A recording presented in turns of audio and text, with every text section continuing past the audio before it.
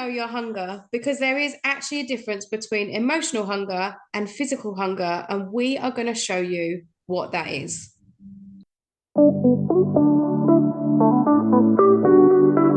Welcome to our podcast, Fuck the Diet Cycle, with myself, Lauren Knight, and Abby Lodge.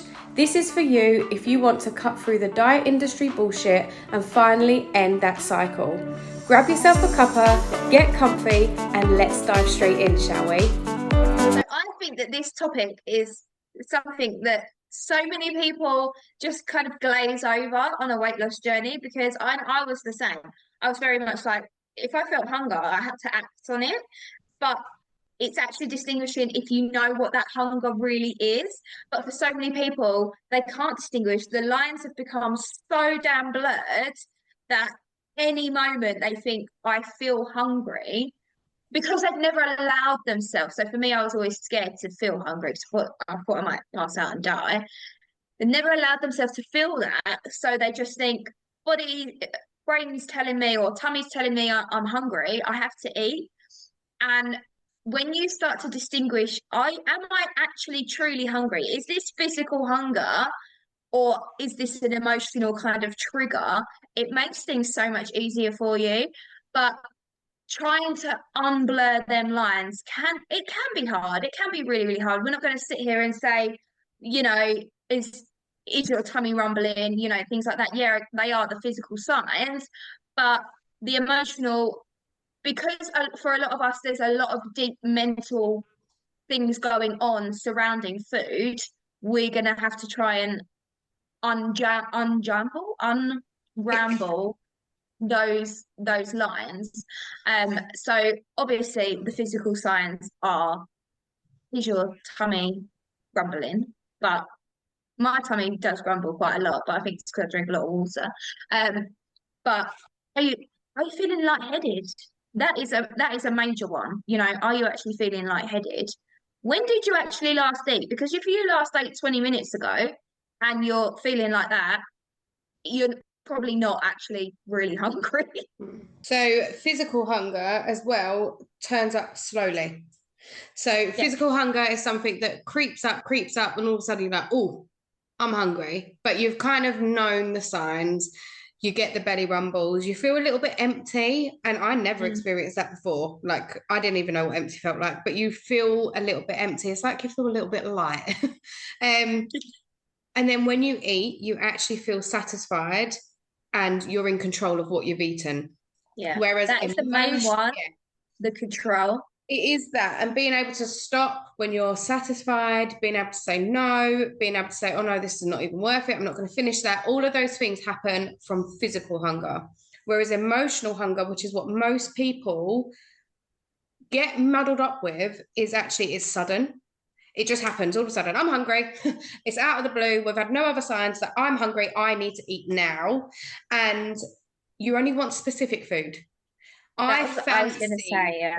XYZ. I want to have a bag of crisps. I want to have, it could be something healthy, that's deemed healthy and nutritious as well, but I want that specific food, and you wouldn't take anything else. Yeah. Whereas, go on. Like physical hunger, anything will kind of satisfy it. Yeah. You are, it's not a specific food group or, carbs or something like that. It's like you will eat that, whatever it is, and you will feel satisfied and you'll feel fine. But if it's an emotional hunger, it don't matter what you're putting in. If it's not what you are fancying, craving, whatever, you're never going to be satisfied. And because of that, not being satisfied, that's what tend to leads to a uncontrolled binge, because it's like, well, that didn't hit the spot, I'm still hungry. That didn't hit the spot, I'm still hungry. You eat fast, your chances are you're standing up and you're just raiding the kitchen, because you're trying to find that something that's actually there for comfort or to distress or to make you feel happy, whatever it is that you're looking for, but it's emotional. And I actually had this conversation with Scarlett on Sunday. So she went back to football after being out for 4 weeks with an injury. And you know what she's like? She's quite anxious. She gets in her own head. And anyway, Sunday come along, match day. She made herself like eggy bread with strawberries, and it was a really, really nice breakfast that she made herself. She cooked it from scratch, bless her. And she ate that at a reasonable time. Match meat was 11 o'clock in the morning. I think she had her breakfast at 8:30. We got to about 10:15, and she was like, I'm hungry. And I was Mm. like, go and have a cucumber then. And she's like, I don't want a cucumber. I'm like, an apple? I don't want an apple. And I was like, this is you having emotional hunger. And I actually sat with her and spoke to her. And I know she's only nearly 12, but this is where it stems from. Yeah. And she had a hissy fit. Like there were tantrums coming out. She's like, oh, you just don't want me to eat, blah, blah, blah, blah, blah. And I'm like, no, it's not about that. I want you to understand that you are just eating because you're feeling scared, you're worried, you're anxious about the match. And no matter what you eat now, it's just for the sake of it. And you need to learn that. Anyway, she stormed off, stormed off, went and figured, well, I'm not going to eat anything then. I was like, okay, well, then you're not hungry. Like, it's as simple as that. And she's like, I'm just doing it for principle. And I'm like, but mate, it doesn't affect me. So you can go and storm off all you want. So she stormed off. Anyway, she calmed herself down. She calmed down. She's like, Mummy, you were right. She's like, I now realize that I wasn't actually hungry. She's like, because it's past, because obviously where she stormed off and distracted herself with a tantrum. She's like, I was just eating because I was worried about going onto the football pitch. And I was like, I know. I was like, I wasn't trying to be horrible. I was trying to make sure that you were eating the right food to fuel your body for the right reasons. She was like, yeah, I get that now. So, But so many people don't get that. They don't understand that. They just that signal is there, but they will then not kind of take that step back and think, what am I feeling? What is going on around me? I know for me, like one of my biggest ones was the kids.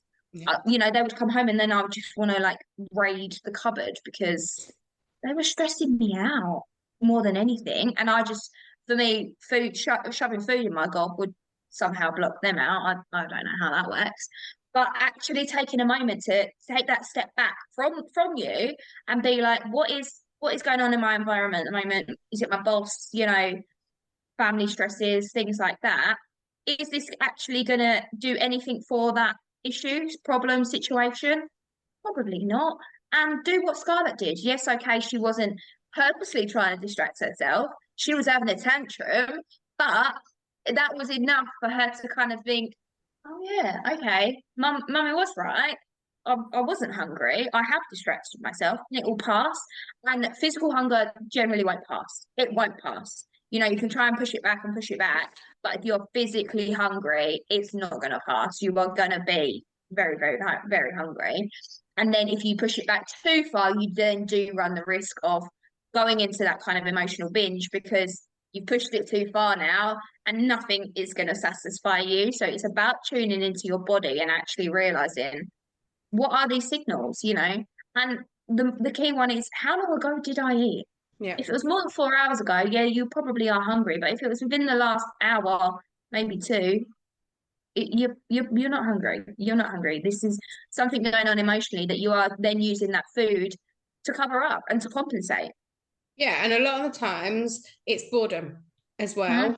So many people are now working from home, they're on their own, we're isolated, we're a bit lonely. Like I'm quite happy to admit, even as self-employed, like Yeah. it can get lonely sometimes. So what do? You need to do something. So you go to the kitchen. It's what we do. So what we want to get across in this episode is it's really important that you start tuning in with your brain, with your body. And like Abby said, there is a fine line. There is a fine line between what is emotional and what is physical. And if you let the physical hunger go too far, then that also can be detrimental. So pushing yourself on 10 minutes. So, for example, right, you can feel it building up slowly. You're like, oh, I am hungry. Okay, when did I last eat? 4 hours ago. Right, yeah, it's definitely hunger, but it's not quite the time that I want to eat yet.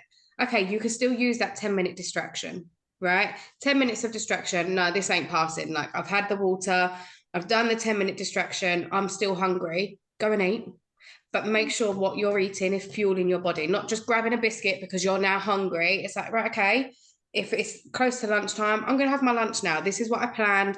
All right, it's a little bit earlier than what I was planning, but you sometimes do have hungry days. That's also okay.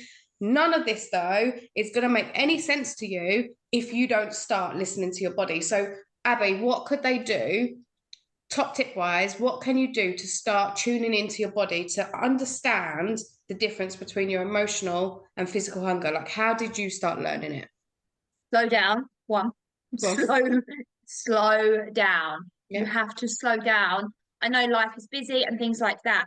Actually taking time out. And for me, one major thing was actually sitting down when it was mealtime, not just gonna raid the cupboard time. When it was an actual physical mealtime, sitting down, no distractions apart from the children, and understanding how my body was feeling in that moment of eating that food. How was my body responding to it? You know, tasting the food, all things like that. So then I could then start to distinguish, this is the feeling I get when I'm satisfied. This is that, I'm not full, not that kind of over full, but that emptiness is going, those pangs are going away. So then I can then learn that actually when the emotional side kind of hit in, what is going on. And another thing, and I know people hate it, is journaling. Sorry to say, guys, journaling really, really, really helped me to unblur those lines, because there was a lot of emotional stuff going on in my life at that time. And I needed to learn to understand it. I needed to learn to understand why I was using that food to compensate for the emotional things that were going on, to then help me distinguish. I mean, I still have times now where I'm like, I'm starving, I'm starving, I'm starving. And then I'm like, take a minute, Ab. Take a minute. Are you starving? No, you just want that, I don't know, chocolate bar in the cupboard. You know, if you offer me a salad or a chocolate bar, I'm gonna go for the chocolate bar. Yeah, well then you're not actually hungry, Abby. And take it is all about slowing down to listen to your body, and sitting down is the main one, because I never used to sit down because I had a thing in my brain. Standing up calories didn't count. Oh, but how many people believe that? It's like, don't even get me started on that one. Another one that I'm surprised you didn't say as your number one would be, Water. yes, water. So as we are, you can't see us obviously, but Abby is drinking her water, which is why she keeps Nearly. pausing, because she's just like randomly drinking water. Um, when you are feeling this hunger coming on, whether it be instant or gradual, start by drinking your water, because sometimes, as well as it being emotional and physical hunger, it can also be because you're actually dehydrated. So try your water. And as much as you say about people hating journaling, is it hating journaling, or is it I can't be asked to journal? There is a difference, and it's about prioritizing and understanding why journaling is so important. So when we say journal, it's because we want you to start seeing these patterns. And if you're not making note of these patterns, how on earth are you ever going to understand what's going on with your body? Because it's all well and good going, oh yeah, actually, I think that might have been emotional hunger. 3 days pass. Oh no, that's physical hunger. Where are you recording this? There's no record of what's going on, because it might be that around your time of the month, I don't know, third week of the month leading up to your period, it might be that you are actually genuinely quite physically hungry. So what is it that we need to put in place around that time? It might be 4 o'clock after the school run. There seems to be a thing about 4 o'clock, but again, you wouldn't Switching know hour. that. Yeah, but they wouldn't know that if they're not making note of it. So it's really important to journal to find those patterns so that you can start putting tools in place. But another thing is reach out and talk, because being accountable to yourself or trying to navigate this to yourself, it ain't going to happen, because who knows? Who cares? Do you know what I mean? Like, if you're keeping it to yourself, you're like, well, no one cares about me. No one's going to help me out. But that's why we are so hands-on, myself and Abby, because we care.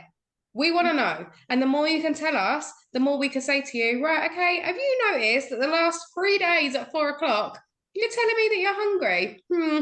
Do you not think there's a bit of a convenience thing going on here? So it's about having that support and utilizing it. So slow down, journal, drink your water, reach out for help, and know that there is genuinely a difference between emotional and physical hunger.